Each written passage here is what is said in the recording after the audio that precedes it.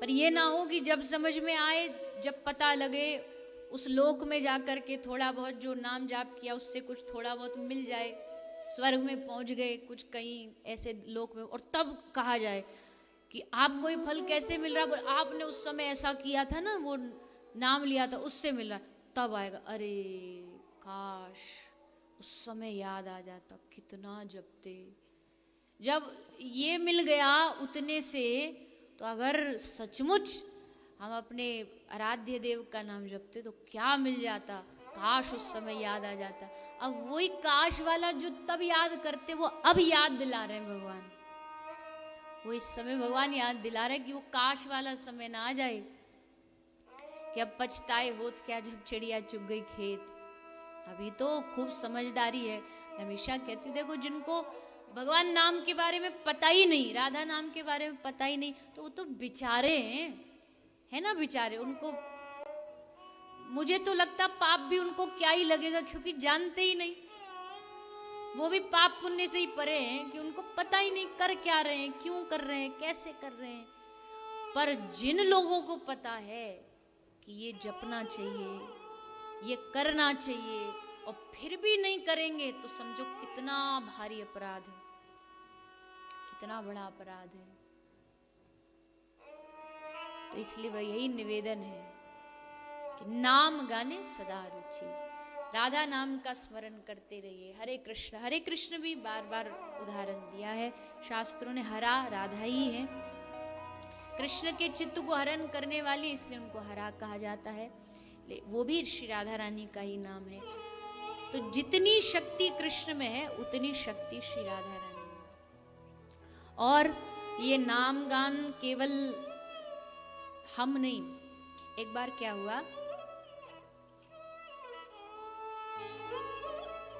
निकुंज में श्री राधा रानी बैठी थी सिंहासन पर, और कहीं से स्वयं जाकर के, वैसे तो ऐसा होता नहीं, कोई कार्य होता तो सखियों को बोल देते कि तुम जाओ जा करके ले आओ, पर आज राधा रानी ने स्वयं जाकर के तुलसी, थोड़ी सूखी तुलसी इकट्ठा की, उसको ला करके फिर अपने सामने एक सखी से धागा मंगवाया, धागा लेकर के उसको पिरोया। तो वहाँ सब सखी आश्चर्य में खड़ी खड़ी पूछ रही है कि ये क्या आज नया लीला शुरू हो गई। तो कहा क्या कर रही हैं आप? राधा रानी बोली मैं माला बना रही हूँ, तुलसी की माला।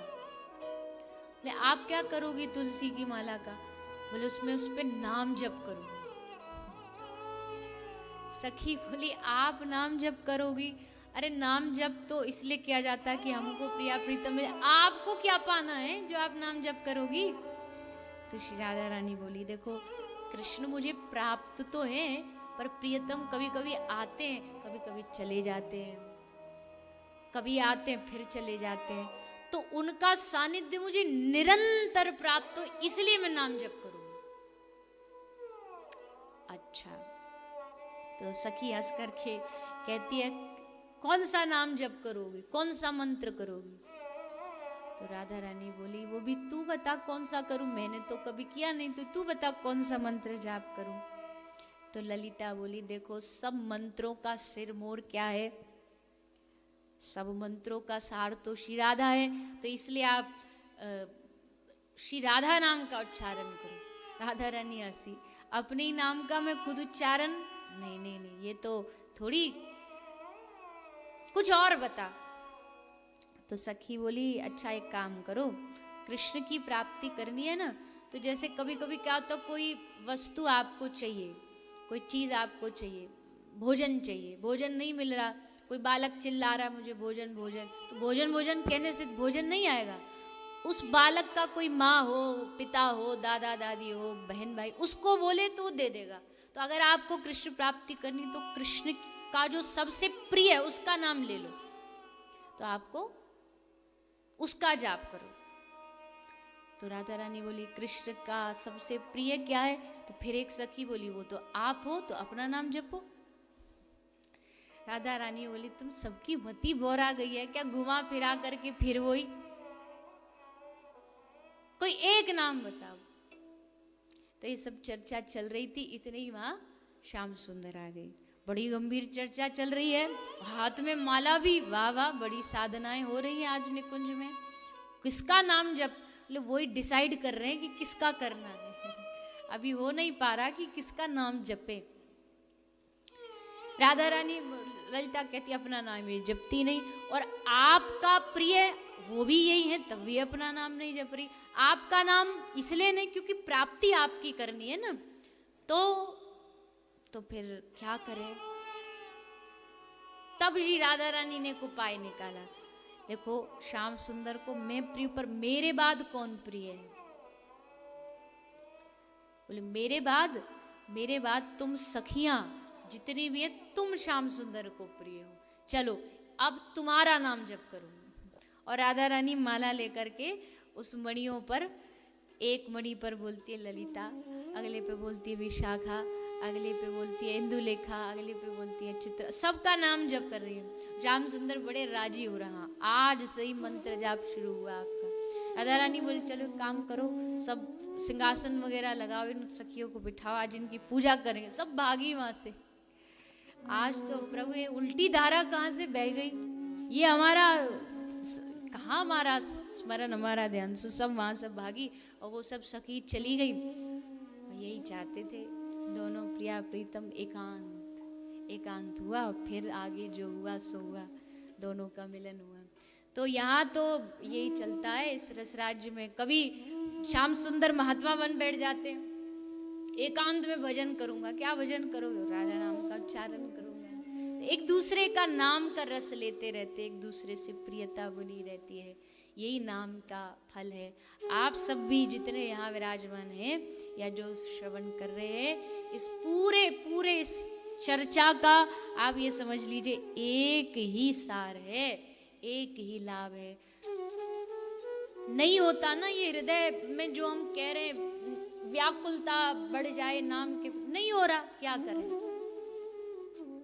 इतने जन्म तो बीत गए, इस जन्म के भी कितने साल बीत गए। 2022 में, 2023, 2021 में, 2022 में, अब 2023 आ गया। इसमें भी वही कह रहे हैं, वही बातें कह रहे हैं, पुरानी जो बातें थी। मन में बैठ जाए ना, फिर भी नहीं बैठ रहा, नहीं बैठ रहा तो भी कोई बात नहीं, बाहर से करते रहो। बाहर से करने में तो मन भी कहाँ चाहिए, एक कोशिश करके बस एक प्रयास करना है, बस और कुछ भी नहीं करना। हमको तो भाव ही नहीं आता, हम कथा सुनते रोना ही नहीं आता, कोई बात नहीं, नहीं आता तो क्या रोने वाले कोई ज्यादा, कोई बड़े उच्च श्रेष्ठ श्रेणी पे पहुंच गए क्या? सच्ची बात है ये, आप ऐसा नहीं समझना। अगर आंख से कुछ 2-4 आंसू कभी गिर भी जाते हैं, इसका मतलब ये नहीं कि आप हम बहुत बड़ी ऊंची सिंडी पर पहुंचे। नहीं आ रहा भाव तो भी कह रहे हैं कि घबराओ नहीं, तो भी घबराने की आवश्यकता नहीं। जो अभी अभी बताया, शांति, समुत्कुंठ, नहीं आ रही कोई बात नहीं, एक चीज करते रहो, बाहर से जाप करते रहो। मुंह बंद है, उपांशु जब जिसको कहते हैं, जीभ से छूटेगा, कभी भूल जाओगे, फिर कोई ऐसा करो। मैं तो इतना भी कहूँ, शुरुआत में नहीं हो रहा तो हर चीज का हम एक वो लगाते हैं ना, फोन में अलार्म लगाते हैं, इसका भी लगाओ। हर आधा घंटा में एक अलार्म बजे आपका, और वो क्या आपको याद दिलाए। पहले शुरुआत के लिए ऐसे ही करो, नहीं हो रहा तो ऐसे ही करो, वो बजे तुरंत, हाँ हरे कृष्ण कृष्ण कृष्ण हरे हरे राम। फिर आधा घंटा में फिर वो बजेगा, फिर याद आएगा, फिर करना है। इस भांति करो, शुरुआत करो, फिर अपने आप उस नाम की ऐसी कृपा हो जाए, हम सब पर कृपा हो जाए कि फिर अलार्म क्या, फिर तो वो जीभ पकड़ के रोक रहे हैं, ये बंद हो जाए, ये जीभ चुप हो जाए, चुप नहीं बैठ रही। जहाँ बैठो, नरक में भी जाएगी ये जिव्या तो वहां पर भी हरे कृष्ण यही बोलेगी, इस जिव्या में यही नाम निकलेगा। तो ऐसी श्री राधा रानी मृदुता, दयालुता, कृपालता की राशि है। जितनी वो कृपालु है, उतना ही उनका नाम कृपालु है। राधा रानी की जो लीला है, इसमें सखियों का तो बड़ा सहयोग रहता है। बिना सखियों के लीला कभी भी पूरी नहीं हो सकती है। क्या होता है, जब सखी बैठती है आपस में, तो रस का विस्तार कैसे होता है? रस के विस्तार के लिए, रस के आस्वादन करने के लिए, रस का विस्तार करने वाली भी सखी है और रस का आस्वादन करने वाली भी सखी है, दोनों विराजमान है।